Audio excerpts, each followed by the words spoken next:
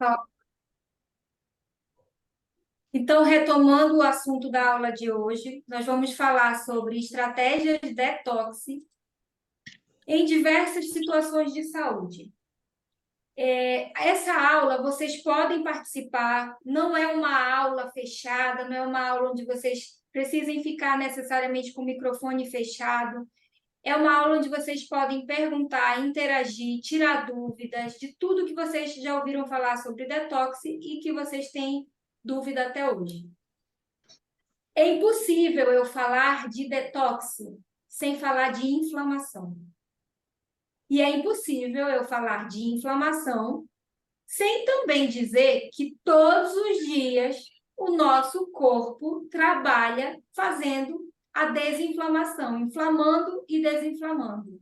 Isso é um processo natural, onde todos os dias, para a gente sobreviver, isso acontece, só que em maior ou menor grau, quando essas inflamações elas se tornam crônicas e de baixo grau, elas são ruins para o nosso organismo e vão começando a levar a sintomas e a doenças que são relacionadas ao processo de inflamação de baixo grau crônica. Ou seja, aquela inflamação que a gente nem percebe, ela é tão sutil que o nosso organismo nem percebe, e muitas das vezes ela é crônica, a gente convive com ela há anos e não consegue nem saber que tem uma inflamação de baixo grau crônica. Como é que a gente sabe quando a gente está com inflamação de baixo grau crônica?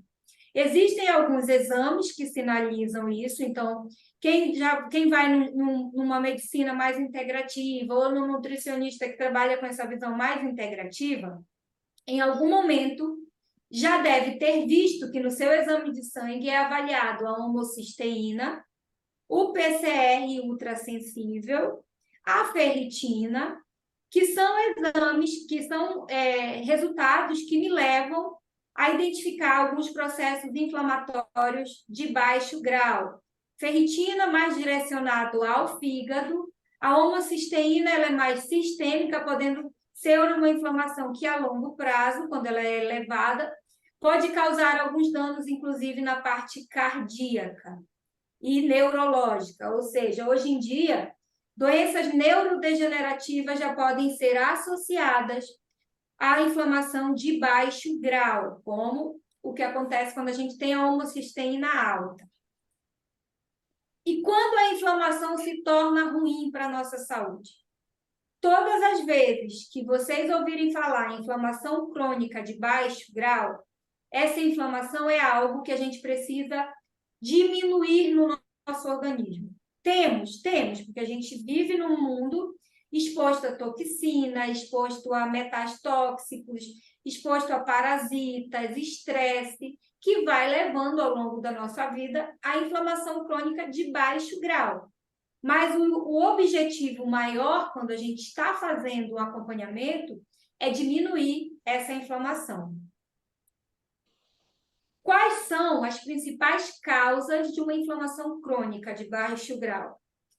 Metais tóxicos, uma alimentação muito rica em gordura saturada, rica em açúcar, rica em metais como alumínio, níquel, às vezes derivado de uma panela, muitas das vezes mal utilizado, onde a gente armazena ali, às vezes, alimentos ácidos na própria panela de inox, agrotóxicos, pesticidas, parasitas e fungos podem causar ali inflamação crônica e muitas das vezes esses elementos, esses agentes causadores, a gente vive com eles, convive com eles anos da nossa vida.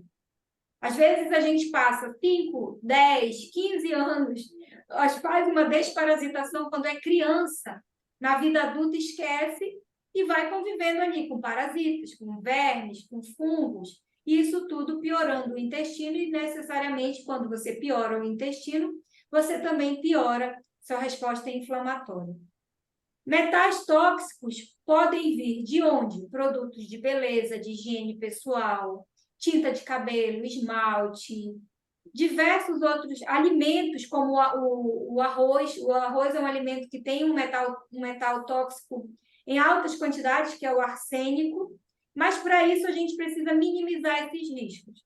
Não tem como a gente não conviver com muitos desses agentes, porque eles estão presentes no ambiente, eles estão presentes na nossa vida, e isso vai fazendo com que a gente tenha que buscar estratégias para reduzir, não necessariamente para não mais conviver com eles, porque alguns deles é difícil. Agrotóxico é muito difícil, porque está presente em vários alimentos que a gente consome no nosso dia a dia.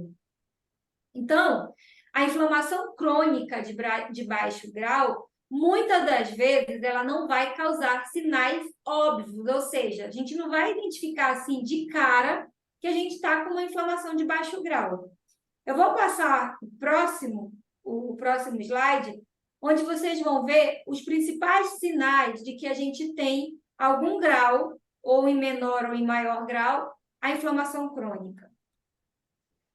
Sinais e sintomas de inflamação crônica, ou de que a gente está precisando ali passar por estratégias detox. Fadiga persistente. Eu durmo bem, mas mesmo assim eu acordo cansada.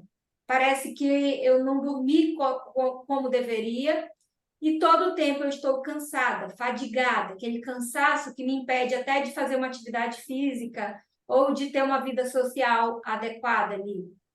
Dores articulares e musculares, aqui eu incluo a fibromialgia, que é algo muito rotineiro hoje em dia. Quantas pessoas convivem com dores diariamente e que, como a fibromialgia ela não tem um exame específico para dizer é fibromialgia, essa pessoa roda diversos consultórios e esse diagnóstico ele se dá por uma exclusão. Excluo outras doenças reumatológicas até eu chegar na fibromialgia.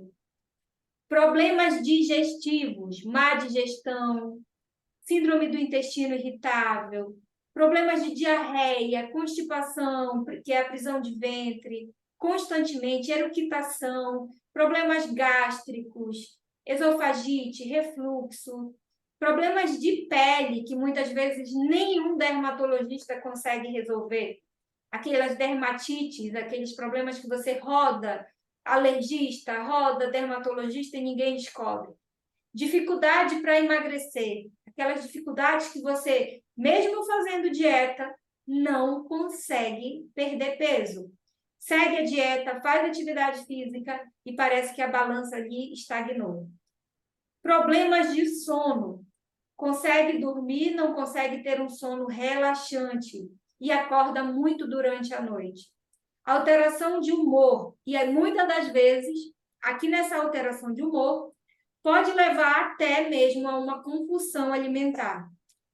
Aquele comer noturno exagerado, querendo saciar algo que você não consegue identificar e que nenhuma comida consegue saciar, porque isso aqui muitas das vezes está relacionado à fome emocional. Pessoas magras, que mesmo magra, tem um excesso de gordura visceral, aquela gordura abdominal, faz atividade, malha e tem uma dificuldade de reduzir. Problemas de concentração, falta de foco, não consegue memorizar as coisas, tem um pensamento nebuloso, parece que todo o tempo está com aquela sensação de que não consegue concluir um raciocínio, não consegue concluir uma frase, esquece do que está falando, baixa imunidade, toma suplemento, mas tem queda de cabelo, unhas fracas, adoece muito, não sabe por que o suplemento não está funcionando. Retenção de líquido, vive inchada. Mulheres, muitas das vezes, esse quadro se acentua no período menstrual, aquelas que ainda estão no período de menstruação, ou que ainda estão vivendo o ciclo de menstruação. Candidíase de repetição, já toma antifúngico direto e nada resolve. E o que a inflamação tem a ver com emagrecimento? A inflamação, ela vai piorar o emagrecimento. Aqui eu digo que é uma via de mão dupla. Tanto a inflamação crônica de baixo grau dificulta com que eu emagreça, quanto o sobrepeso leva ao aumento da inflamação de baixo grau. Aí você deve estar fazendo uma pergunta. Então, se eu estou com sobrepeso, ou obesa, eu vou ter uma inflamação de baixo grau, certo? E se eu tenho essa inflamação, eu vou ter uma dificuldade maior de emagrecer. Exatamente esse raciocínio. Mas, se eu tenho uma inflamação de baixo grau e uma obesidade e mais um monte de outras toxinas, metal tóxico, presença de parasita, desbiose intestinal, outros processos que levam também a isso, essa somatória toda vai piorar o meu quadro. Então, eu vou ter, além da obesidade, outros fatores que vão me dificultar o emagrecimento. E aqui eu vou fazer uma analogia para vocês entenderem, e todas as vezes que vocês ouvirem falar em inflamação e emagrecimento, vocês vão entender por que é tão difícil emagrecer quando a gente tem outros fatores que levam à inflamação. Vamos imaginar, quem estiver aqui pode até fechar os olhos e imaginar essa analogia. Vamos imaginar que o nosso corpo ele é uma fábrica, onde a gordura é armazenada como uma fonte de energia. Agora, a inflamação crônica, ela é o incêndio ali que está acontecendo constantemente nessa fábrica. E tem várias causas para que esse incêndio aconteça. Pode ser o metal tóxico, pode ser o parasita, pode ser o pesticida, pode ser o agrotóxico e a obesidade. Quando há fogo, ou seja, quando há essas pequenas inflamações nessa fábrica, a fábrica ela não vai funcionar corretamente. E vocês vão entender aqui por quê. Caminhos bloqueados. A inflamação bloqueia aqueles caminhos normais do nosso corpo para usar a gordura como energia.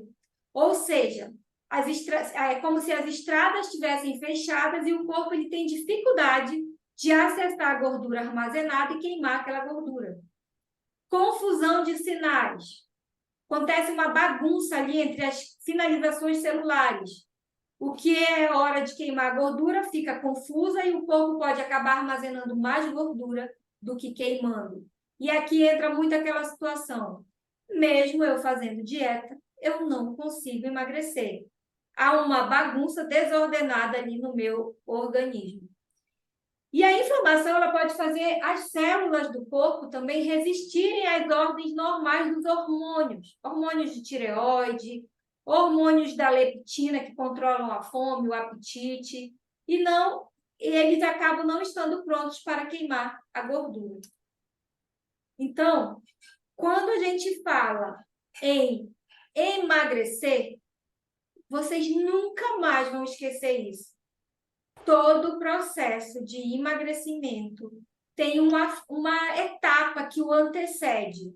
Ou seja, para eu emagrecer, eu preciso diminuir o meu grau de inflamação crônica. E essa inflamação crônica, advinda também da obesidade, não é a única. Todos aqueles outros fatores que já foram falados lá na frente podem piorar esse quadro. Então, antes de emagrecer, a gente precisa diminuir a inflamação crônica. E agora vocês vão saber como que a gente vai fazer isso. Aqui eu vou citar muito rápido por que quando a gente está inflamado, a gente tem mais dificuldade de emagrecer. Muitos de vocês que já estiveram acima do peso, ou que estão acima do peso, ou que têm uma tendência à obesidade, já apresentaram em exame de sangue resistência à insulina. Ou seja, a insulina aumenta porque o corpo não está trabalhando corretamente, ele acha que não tem insulina e ele manda o corpo produzir mais. Ou seja, um tilt ali no meu organismo, que manda produzir insulina, quando na verdade tem insulina, mas o meu corpo, pelo armazenamento de gordura, não consegue utilizar a insulina de forma correta. Desequilíbrios hormonais. Aqui inclui a leptina, que aumenta a fome, que diminui a grelina, que causa uma confusão ali, quando é para me dar a sinalização da fome e da saciedade. Ou seja, há uma desordem ali. E nessa situação aqui, muita gente acaba caindo no uso das famosas canetinhas, como o Ozempic. Mas imaginem aqui um corpo todo inflamado, usando somente o Ozempic ou outras canetinhas como recurso para emagrecer.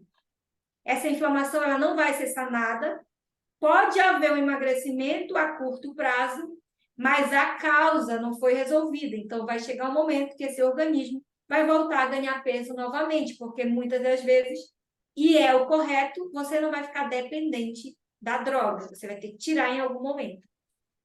Estresse oxidativo, ou seja, a inflamação crônica danifica as células e interfere nas nossas vias ali celulares de metabolização. Inflamação aumenta a produção de algumas células inflamatórias, das citocinas inflamatórias, que vão acumular mais gordura. Retenção de líquido. Muitos de nós, assim, quando está no processo de perda de peso, tem também associado a retenção de líquido. E é até difícil a gente saber se a pessoa está emagrecendo ou não, porque ela incha. E por que que isso acontece? Porque a inflamação aumenta a retenção de líquido. E aí eu tenho uma dificuldade, inclusive, de medir se eu estou perdendo gordura ou não. E aqui é muito interessante os exames de bioimpedância, que são aquelas avaliações que medem o que eu estou emagrecendo de fato, se é gordura, se é somente água, se é massa muscular. E o que se utiliza, o que eu, ao longo desse período todo de acompanhamento, 17 anos trabalhando com nutrição clínica e outras terapias integrativas, estruturei dentro do meu raciocínio de estratégias detox. As estratégias detox, elas desempenham um papel crucial ali para desinflamar o organismo. O fígado, ele precisa trabalhar para melhorar essa desintoxicação e ele trabalha, ok? Porque se o nosso fígado não estivesse agora, neste momento, fazendo o processo de detox, nós não estaríamos aqui. Então, às vezes, muitos médicos ou outros profissionais de saúde podem dizer assim: eu não concordo com esse termo de detox, porque o corpo já faz detox. Ok, o corpo já faz detox, mas não custa nada eu dar um empurrãozinho ali para o meu fígado e para o meu organismo, para ele mandar embora ali as toxinas acumuladas ao longo de uma vida. Então, ao adotar estratégias de desintoxicação, a gente está auxiliando o fígado na eliminação eficaz de toxinas, reduzindo a carga inflamatória do nosso corpo.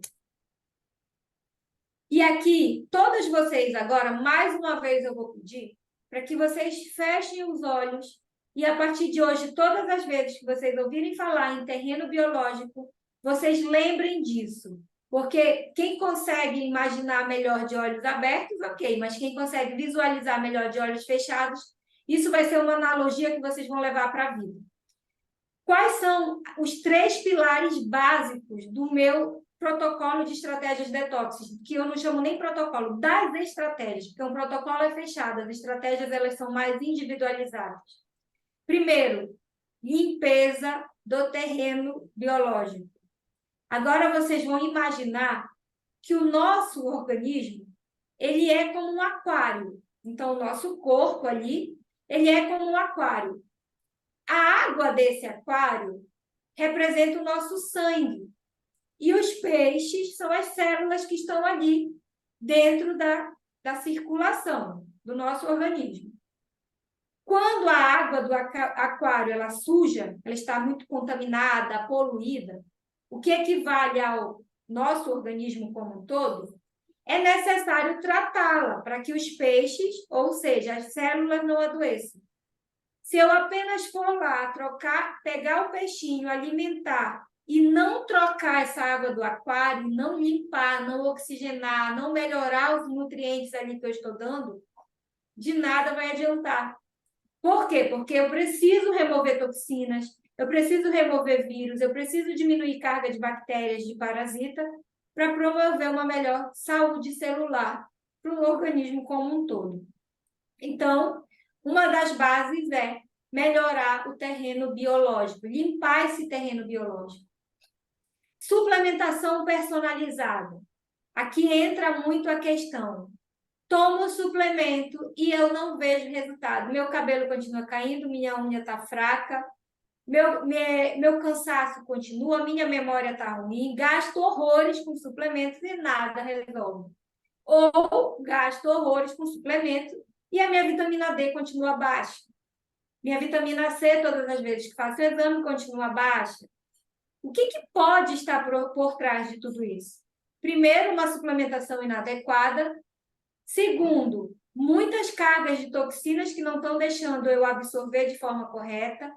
Fígado sobrecarregado e prescrição que não é individualizada. Muitas das vezes as pessoas compram em farmácia doses iguais àquelas que se usa quando eu não tenho uma necessidade maior, como no caso da vitamina D. Se eu tiver uma vitamina D, por exemplo, de 10.000, 20 nanogramas por ml no sangue, eu tenho que usar uma quantidade maior de suplementação do que uma pessoa que está com 45, 35 de vitamina D. Então, a suplementação ela é algo estratégico para que eu tenha um resultado no meu protocolo de detox. Antes de iniciar o detox, é importante a avaliação cuidadosa de deficiência de vitaminas e minerais. Por quê? Porque em todo o processo de detox há uma queda temporária do meu sistema imunológico. Quando o corpo está se desintoxicando, as toxinas podem liberar na corrente sanguínea, elas vão ser liberadas na corrente sanguínea e vão eliminar substâncias que vão causar um estresse ali no organismo. Por isso que muitas das vezes a pessoa para um detox, não consegue concluir, ou consegue concluir, mas acaba o detox muito com a imunidade muito baixa, porque não fez a adequação correta dos nutrientes que o corpo estava precisando. E lembrem-se, um estado de sobrepeso e uma obesidade muitas das vezes esconde uma desnutrição, uma deficiência de vitamina, uma deficiência de minerais que não é vista e que não é corrigida e que atrapalha o processo do emagrecimento. E a outra importância assim valiosíssima é a saúde intestinal, gente. Sem saúde intestinal, eu não tenho imunidade correta. Sem saúde intestinal, eu estou inflamado. Sem saúde intestinal, o meu corpo ele não absorve nutrientes, ele não processa. E o que leva a uma piora do quadro e o que leva a uma deteriorização da nossa saúde intestinal. Vocês, em algum momento, ou em algum momento, já ouviu falar aqui no leaky gut, ou na permeabilidade intestinal excessiva. O que é isso? É o excesso de toxina na corrente sanguínea que ativa o sistema imunológico que leva a uma resposta inflamatória sistêmica. O leaky gut, ele acontece lá no intestino. É como se o nosso intestino ele fosse formado, deixa eu ver se eu tenho alguma imagem aqui, está aqui. É como se o nosso intestino ele fosse formado aqui, ó, por junções que a gente chama saudáveis. Quando eu tenho um leaky gut, uma hiperpermeabilidade intestinal, ocorre uma quebra nessas junções aqui, ó, dentro das velocidades intestinais. E quando isso ocorre, o que era para ser eliminado cai na minha corrente sanguínea e leva ao processo inflamatório do corpo inteiro. Então, uma inflamação que era para ser resolvida aqui no meu intestino, um processo que era para ser parado aqui no meu intestino, ele é levado para a corrente sanguínea e pode levar a todos esses sintomas aqui, ó. Dores de cabeça, depressão, ansiedade, TDAH, que é o déficit de atenção, eczema na pele, aqueles pruridos, rosácea, síndrome de Hashimoto, que é a tireoidite de Hashimoto, alergias alimentares, alergias, aquelas múltiplas alergias, aquelas pessoas que comem qualquer coisa já estão tendo uma reação. Intestino irritável, constipação, diarreia, fibromialgia. Então, fibromialgia tem relação com saúde intestinal. Fadiga, que é um estresse, fadiga ali que estressa ali a suprarrenal. Hiperpermeabilidade intestinal leva a tudo isso aqui, que não tem como eu falar. Eu vou fazer um protocolo de desinflamação sem tratar o intestino, sem melhorar a sua hiperpermeabilidade, sem verificar se você não tem intolerâncias alimentares, sem avaliar ou retirar alimentos que estão causando inflamação, como excesso de açúcar, excesso de glúten em alguns pacientes. O glúten ele é um alimento considerado hoje em dia inflamatório. Antigamente, a gente só ouvia falar em doença celíaca. Hoje em dia, depois de muito tempo, os médicos que trabalham com saúde intestinal já aceitam um termo que não é só da doença celíaca, mas que é da sensibilidade ao glúten não celíaca. E isso a gente diagnostica clinicamente, com sinais e sintomas. Então, para eu trabalhar com os protocolos de detox, eu preciso automaticamente melhorar todo esse quadro. Olha aqui o que leva à hiperpermeabilidade intestinal. Toxinas, metais tóxicos, como os metais tóxicos, micro-organismo, o glúten, o leite, a lactose para quem não digere de forma correta, os vírus, quem teve Covid muitas das vezes ficou e até hoje tem sequelas no intestino que ainda não foram corrigidas, porque o Covid era um vírus e se ele passava aqui, se o meu intestino tinha um processo já de leaky gut ou de hiperpermeabilidade, eu tinha uma resposta ao Covid, quando ele atingia aqui, essa região do intestino, exagerada, e caía na corrente sanguínea e piorava o quadro inflamatório. Então, tudo isso que a gente vai ver aqui como estratégias de detox também vai melhorar a saúde intestinal. E qual é a relação do intestino? Por que eu falo tanto em saúde intestinal e sistema imunológico? 70% a 80% do nosso sistema imunológico está localizado no intestino. Então, eu não tenho como tratar baixa de imunidade ou problemas inflamatórios sem olhar para a saúde intestinal. Candidíase e saúde intestinal. Muitos de vocês aqui já passaram ou conhecem alguém que já teve crise ou que tem crises recorrentes de candidíase. Candidíase tem uma relação direta com saúde intestinal. A região vaginal é muito próxima do canal anal e há uma migração bacteriana. Então, quando há um desequilíbrio ali na flora intestinal, eu vou sentir e isso vai ser refletido também na flora vaginal. Então, para eu melhorar crises de candidíase recorrente, é necessário eu tratar o meu intestino. Aqui é um termo novo, estroboloma. Estroboloma é importante para quem? Para quem tem TPM, para quem está na menopausa, para quem está entrando na menopausa, vocês vão ouvir muito falar do estroboloma, que nada mais é do que um conjunto de bactérias que vivem ali no nosso organismo, que elas são responsáveis pelo metabolismo do estrogênio. Então, quando eu tenho um estroboloma saudável, ou seja, sem um excesso de bactérias que causem doença ou que façam um desequilíbrio ali desagradável na minha flora intestinal, eu tenho uma produção de estrogênio no fígado adequada, e isso é sinalizado para o corpo inteiro. Estrogênio alto aumenta o risco de câncer de mama, endometriose, câncer de ovário, síndrome do ovário policístico, câncer de endométrio. Aí vocês podem ver aqui que tratando o intestino, eu consigo diminuir o estrogênio. Eu pego no consultório algumas pacientes com estrogênio alterado e que a clínica mostra a disbiose. Um termo que parece muito complexo, mas nada mais é que um excesso de bactérias patobiôticas ou patogênicas que tem o potencial de causar uma doença. E esse grupo de bactérias que a gente chama conjunto de bactérias que são responsáveis pelo metabolismo do estrogênio é um nome que parece estrambólico, mas é estroboloma. Então, esse estroboloma é o conjunto dessas bactérias que são responsáveis pelo metabolismo do estrogênio no nosso organismo. E aqui, qual é a relação de intestino com cérebro? Tem depressão? Tem ansiedade? Tem síndrome do pânico? Tem Alzheimer? Tem Parkinson?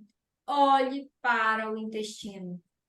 Aqui é uma frase muito bacana de um dos grandes pesquisadores de intestino no mundo, que fala o seguinte: toda vez que a gente experimenta uma emoção, você muda a sua função intestinal e o ambiente em que os micróbios vivem.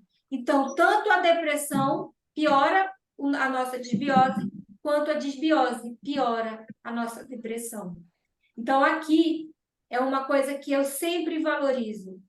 Saúde intestinal, suplementação, melhora do terreno biológico e controle ou tentar modular ali, ou reprogramar ali a parte emocional.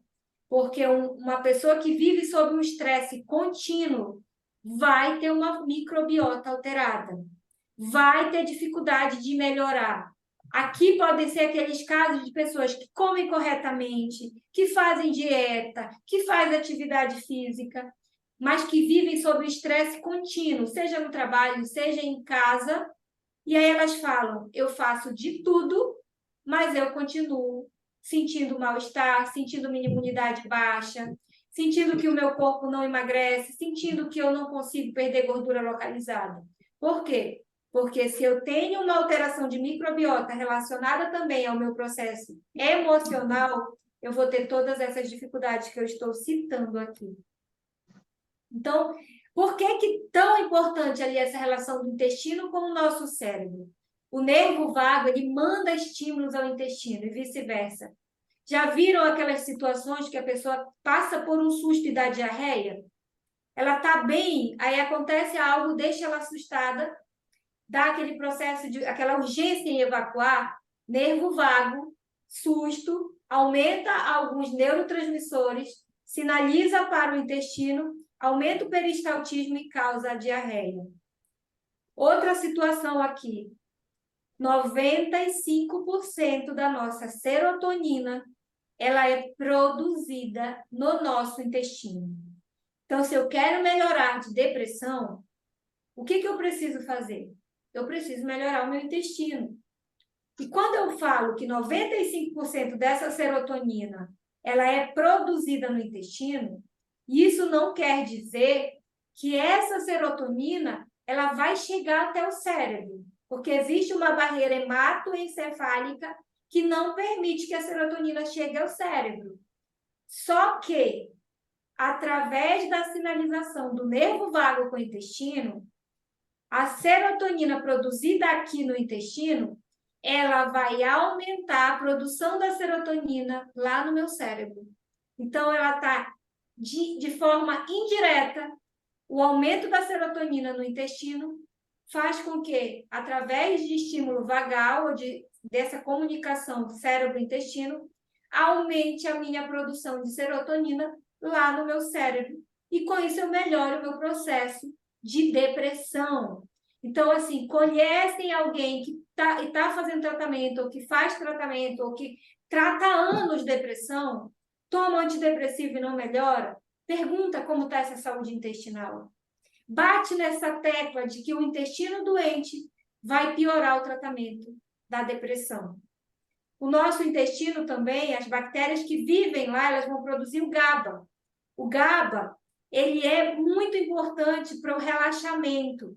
Muitas vezes tem pessoas que tomam GABA, é um suplemento que hoje em dia é mais popular, muito usado nos Estados Unidos, você compra muito facilmente, para melhorar o sono, para melhorar o relaxamento, para melhorar a concentração.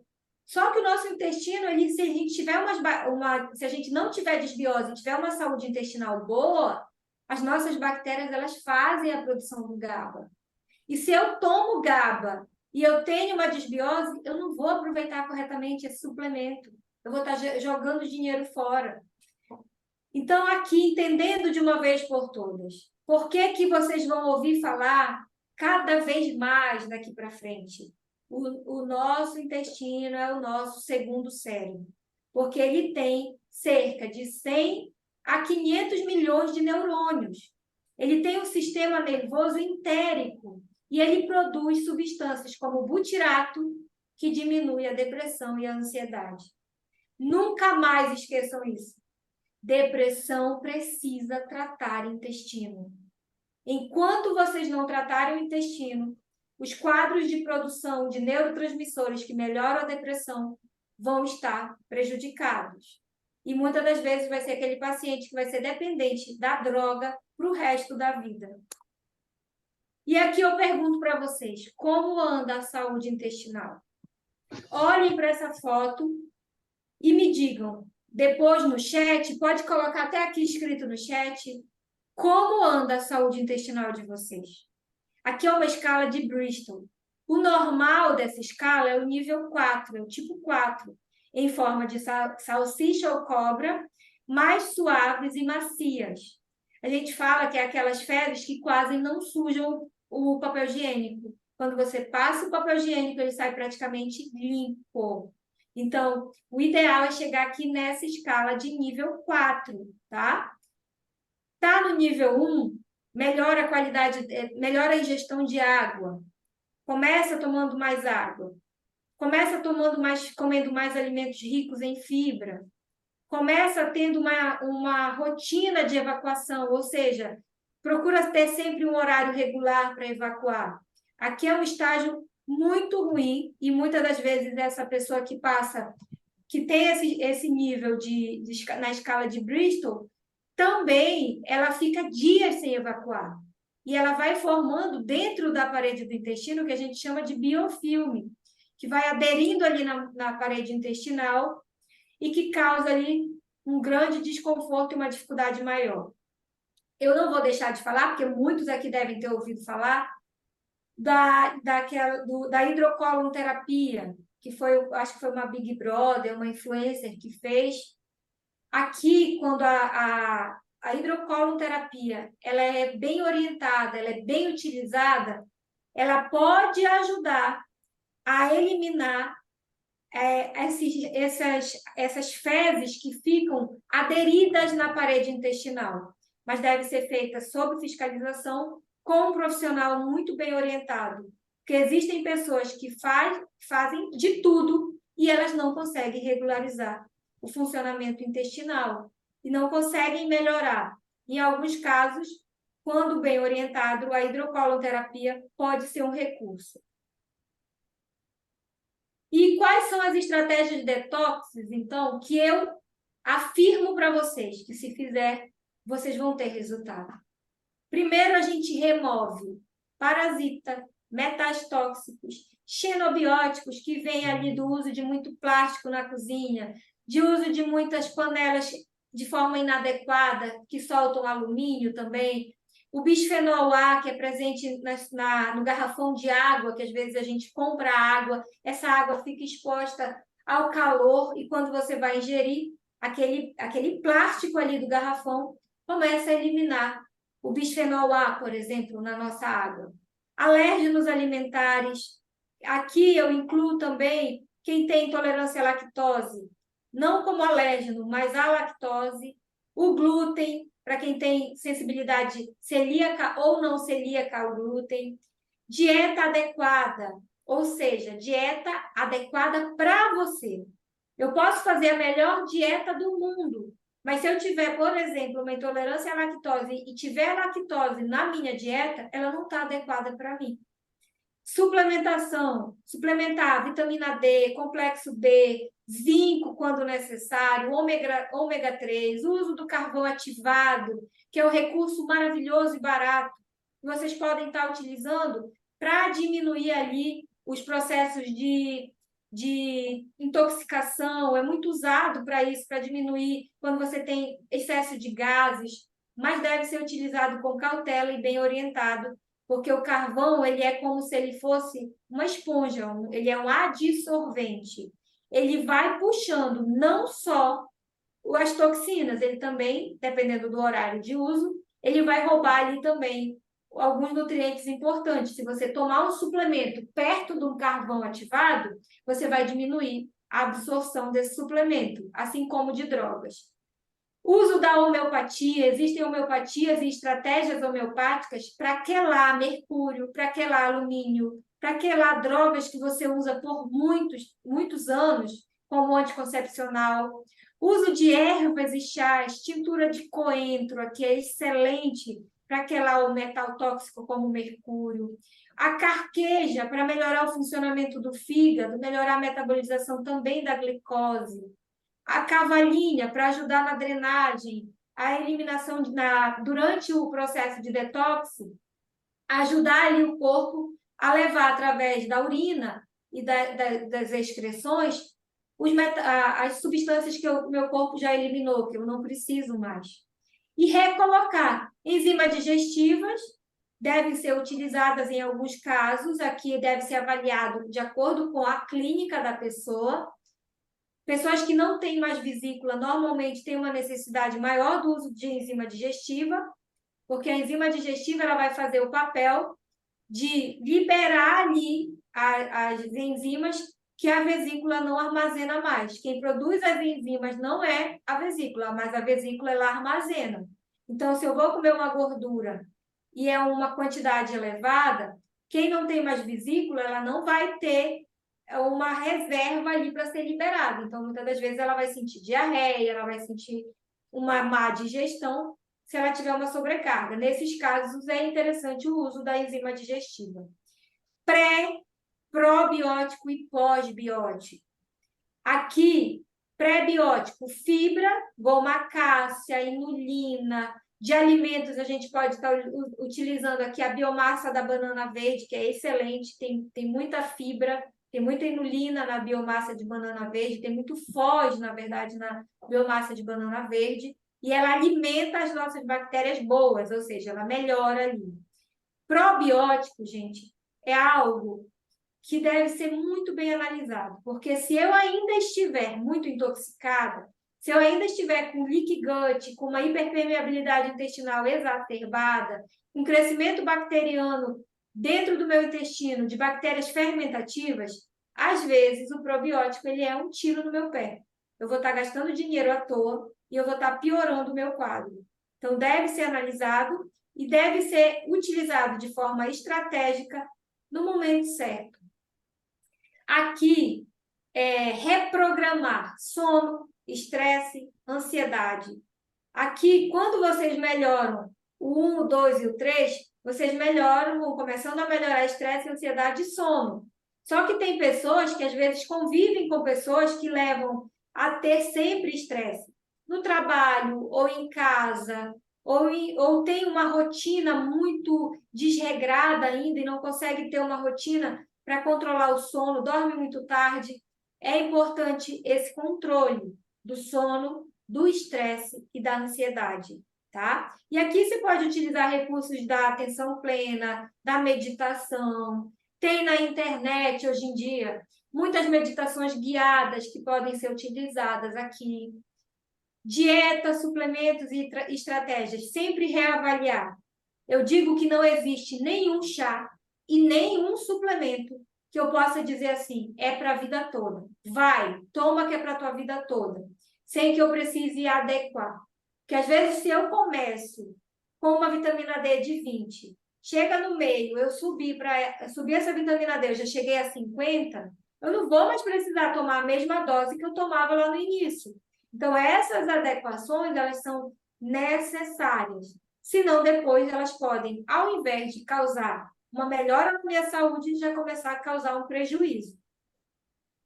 E finalizando aqui, pensando em tudo isso aqui, e em toda essa estruturação que é feita já dentro do consultório, o que é que eu estruturei para vocês aqui? Muitas que estão aqui, algumas pessoas já sabem da existência desse programa, que é o programa Detox 2.3. É um programa pensado e estruturado de forma a atingir ali todas essas necessidades, que é a individualização, um olhar individualizado para cada uma daquelas pessoas que estão dentro do programa, que entrarão dentro desse programa, é um programa em grupo, porque isso torna o programa mais acessível para todo mundo. É um programa em grupo onde vai visar a individualização, a melhora do terreno biológico, a melhora da saúde intestinal, ou seja, reprogramar o intestino para que vocês suportem o processo do detox e melhore a imunidade, e também ali a melhora da suplementação de forma assertiva, de forma correta. Tudo isso estruturado e pensado para que seja feito em grupo, e ele já tem data para começar. Aqui no chat, a Jânila, que é a nutricionista que está comigo no grupo, ela colocou uma página que é onde eu explico tudo sobre o programa Detox 2.3. Eu já estou hoje com mais ou menos, na verdade, 10 inscritos e um pré-inscritos, que já reservou uma vaga. E para essas pessoas que se inscreveram logo no início, elas ganharam um bônus de 3 atendimentos individuais, que são as mentorias individuais, que vai ser no início, no meio e no fim. Para conseguir esse bônus, eu ainda tenho 4 vagas somente, tá? Então, quem tiver interesse de participar desta forma, com as 3 mentorias individuais, corre lá na página que a Janila colocou, e vocês vão ter acesso a tudo isso. Os demais que se inscreverem depois só vão ter acesso a uma mentoria individual, que é para eu guiá-los no início e determinar o que vai ser feito ao longo do programa, tá? Eu vou abrir agora para perguntas, tá? Dúvidas, perguntas, questionamentos, para que vocês possam tirar todas as dúvidas relacionadas a todas essas estratégias que vão ser usadas no programa Detox. Eu vou tirar daqui e encerrar, que aí eu consigo abrir para quem quiser colocar o microfone, abrir o microfone, se sentir à vontade. Deixa eu ver quantas pessoas a gente tem no grupo. Só colocar aqui. Nós estamos hoje com 9 pessoas no grupo. A maioria das que estão aqui eu conheço. É a Iracelma, a Geisa, a Leonice. A Leonice, eu acho que não conhece a forma do meu trabalho, assim, diretamente no consultório. Mas o restante, em algum momento, já passou por mim no consultório. Então, sabe dessa tecla que eu sempre bato, de melhorar o intestino, de melhorar tudo que a gente precisa para que o corpo reaja, para que a gente consiga se autocurar, melhorar a nossa saúde como um todo. E lembrando, saúde é mente, corpo, espírito, de forma equilibrada.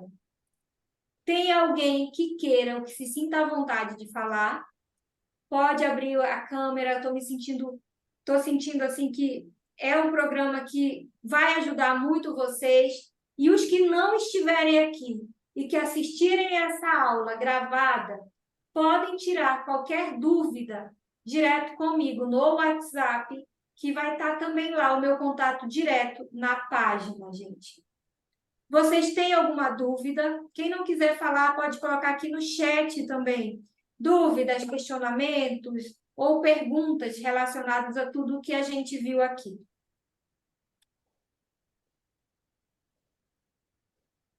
Alguém quer falar? Está todo mundo tão calado. Eu vou parar a gravação. Então, eu vou encerrar aqui a aula. Vou parar a gravação e quem se sentir à vontade pode perguntar.